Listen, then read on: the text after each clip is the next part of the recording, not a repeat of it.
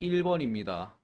기억, 급수가 수렴하면 일반항의 극한은 0이다. 그래서 이제 얘가 수렴한다라면은 리미트 n이 무한대로 갈 때 a2에는 0인 게 맞습니다. 자, 그렇다면 리미트 a는 0이겠느냐?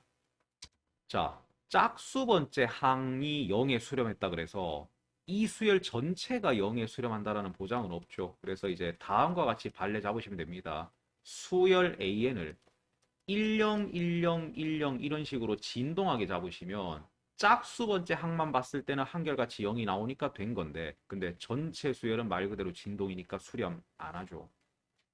그 다음 니은.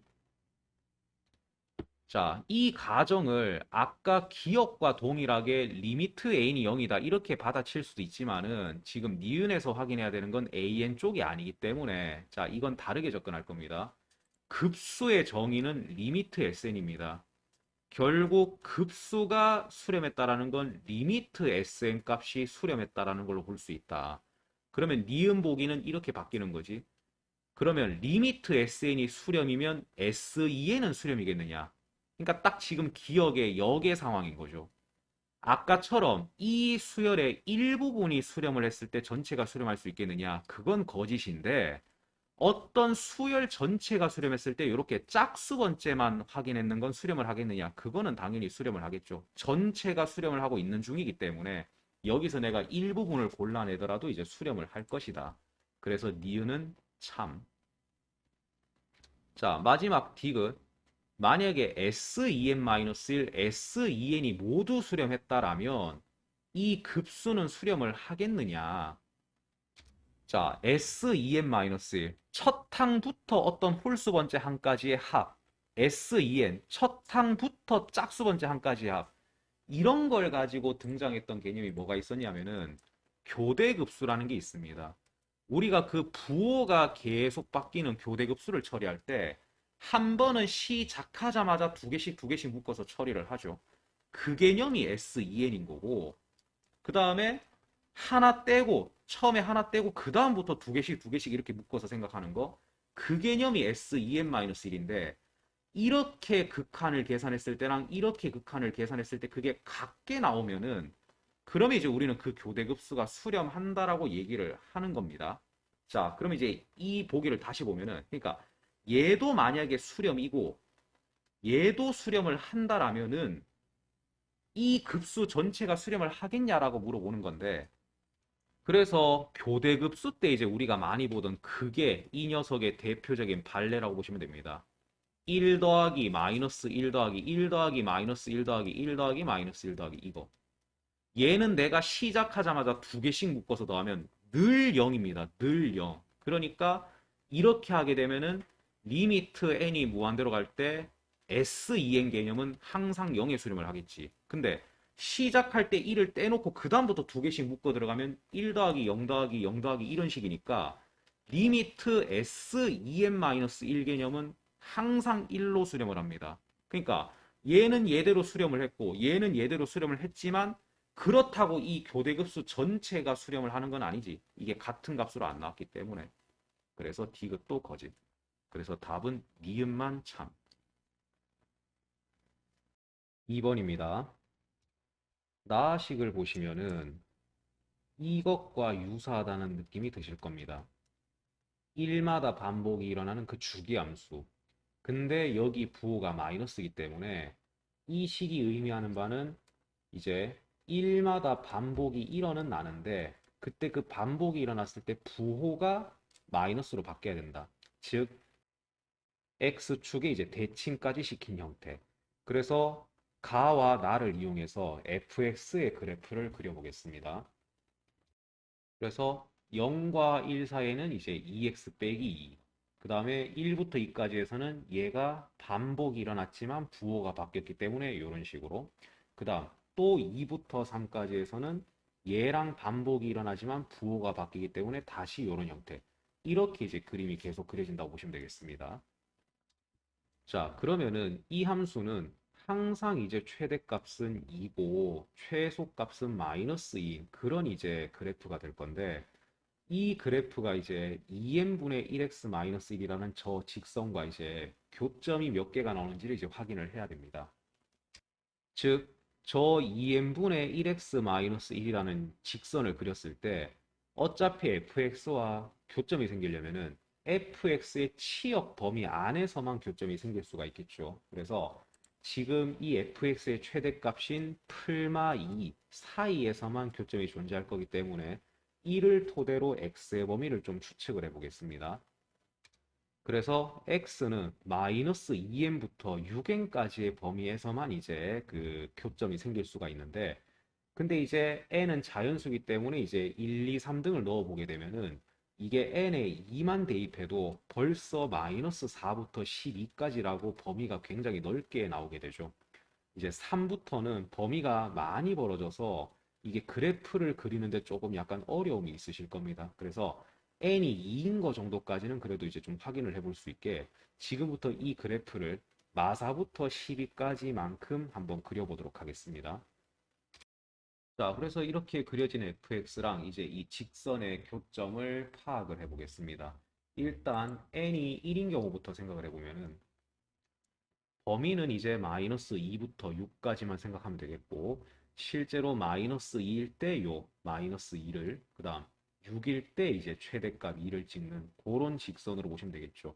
그러면 이 직선을 그렸을 때 이제 교점 개수를 파악을 할 수가 있을 건데, 그러면은 이렇게 아래쪽에 있는 부분과 교점이 생길 때가 있고, 위쪽에 있는 부분과 교점이 생길 때가 있습니다. 그래서 그 경계에 해당되는 언제 이 함수가 0을 찍는지를 한번 또 생각해 보면은 다음과 같이 x가 2n일 때라는 걸 알 수 있습니다.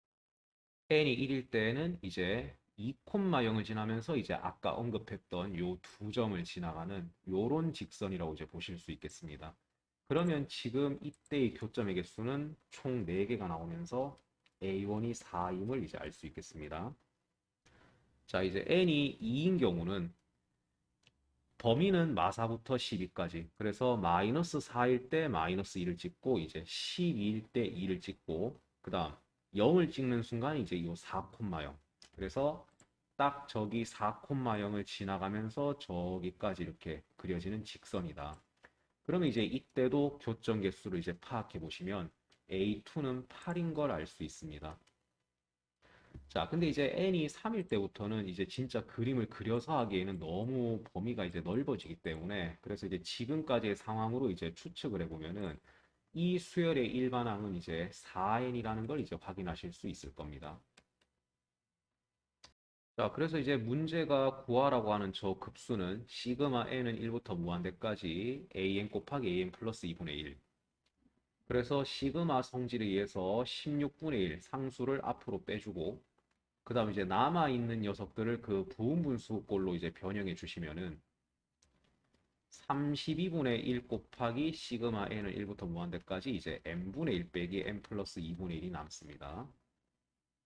자, 급수는 리미트 s. 그래서 32분의 1 곱하기 리미트 n이 무한대로 갈 때 시그마 이제 1부터 n까지 다 더했는 결과 그래서 그 부분분수 특유의 그 지워지는 거 잘 정리해 보시면은 아마 앞부분에서는 이제 1과 2분의 1이 남게 될 거고 끝부분에서는 마이너스 n 플러스 1분의 1과 마이너스 n 플러스 2분의 1 이렇게 이제 두 개가 남겠죠. 그래서 이제 n이 무한대로 가니까 이제 극한을 적용시켜 주시면은 이제 3번입니다. 자, 정삼각형의 한 변의 길이가 20이니까 이 높이는 10 루트 3이겠죠. 그리고 이제 이 사각형이 정사각형이었으니까 1대 1대 루트 2의 비율이 성립하기 때문에 이 길이는 또 5 루트 6으로 볼 수 있겠습니다. 자, 그리고 이제 정사각형의 대각선이었기 때문에 여기는 이제 45도, 그다음에 이제 정삼각형에서 이제 높이, 그래서 여기는 30도. 자, 이제 여기에는 익숙한 그림이 하나 있죠. 이 교점을 잠시 이제 H라고 좀 이름을 붙이면은 삼각형 HA1M1이 자, 요렇게 이제 오른쪽으로 90도 정도 회전시켰다고 생각해 보시면 많이 봤던 장면의 그림입니다. 그래서 요 높이 개념을 잠시 뭐 h라고 이렇게 잡게 되면은 여기는 1대 1대 루트 2 그래서 이제 요렇게 길이가 잡히겠고 그 다음에 여기는 또 1대 루트 3이니까 요렇게 잡히게 되겠고 그래서 요 전체 길이 루트 3 플러스 1h가 이제 우리가 아까 구했던 10 루트 3과 같다. 요렇게 식을 세우면 이제 요 h 잡을 수 있겠죠. 그래서 h 길이를 알았으니까 이제 저 HM1 선분의 길이를 구하게 되면은 15 루트 2 빼기 5 루트 6 따라서 내가 지금 이제 초항을 구하려고 하는 요 직각삼각형의 이제 한 변의 길이 저 P1H까지 이제 구할 수 있겠죠. 자, 초항은 이제 똑같은 삼각형 두 개를 구해야 되니까 이제 2를 곱해주고 그다음 이 하나의 삼각형이 이제 2분의 1 곱하기 밑변 곱하기 높이겠죠. 그래서 5 루트 6에다가 방금 구했던 10 루트 6 빼기 15 루트 2 간단히 해서 묶어주시면 이렇게 152 마이너스 루트 3 나왔습니다. 마지막 이제 공비. 자, 첫 번째 그림과 두 번째 그림에서 이제 닮은 부분의 길이를 비교할 건데, 그래서 이제 처음 정삼각형의 요 한 변의 길이랑 그다음 두 번째 정삼각형의 요 한 변의 길이 이걸 비교할 건데 이제 처음에는 한 변의 길이가 이제 20이었죠. 근데 요 부분의 길이는 이제 아까 우리가 구했던 5 루트 6이고 그러면 이제 길이의 비율은 4분의 루트 6배로 볼 수가 있겠죠. 근데 넓이니까 이것의 이제 제곱 그래서 이제 8분의 3이다. 이렇게 이제 볼 수 있겠습니다. 따라서 이제 등비급수 공식 이용하시면 1-r분의 그다음 초항 그래서 242 마이너스 루트 3이라서 지금 PQ의 값은 각각 480과 이제 마이너스 240 그래서 P 플러스 Q의 값은 240으로 보실 수 있겠습니다.